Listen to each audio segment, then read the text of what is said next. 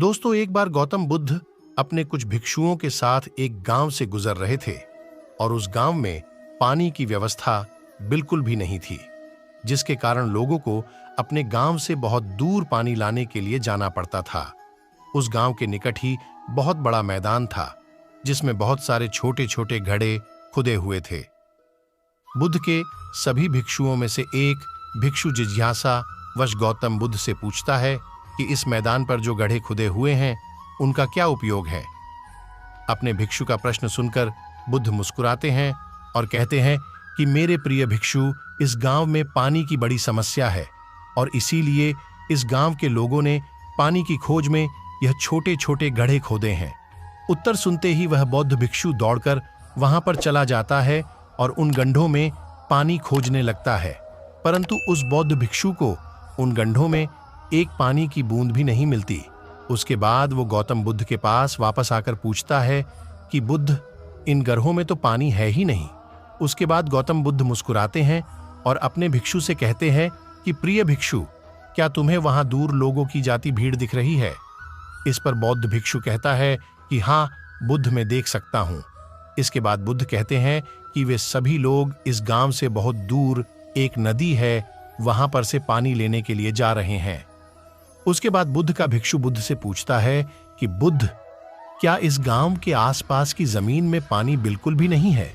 इस पर बुद्ध कहते हैं कि पानी तो है, लेकिन इस गांव में ऐसा कोई नहीं है कि उस पानी तक पहुंच सके।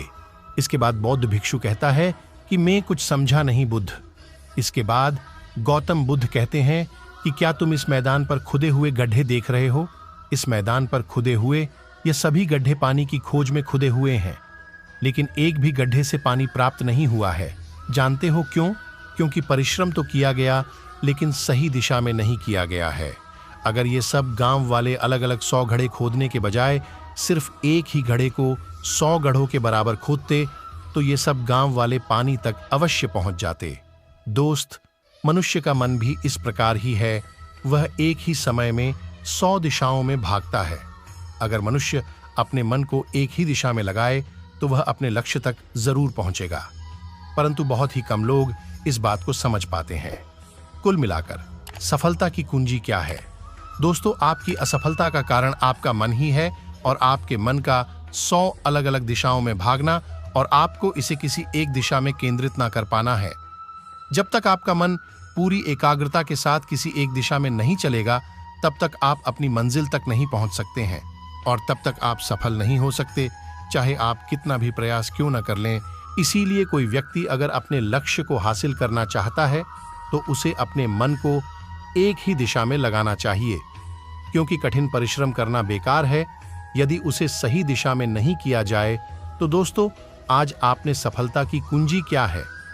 कहानी से यह सीखा कि कठिन परिश्रम करना बेकार है यदि उसे सही दिशा में नहीं किया जाए।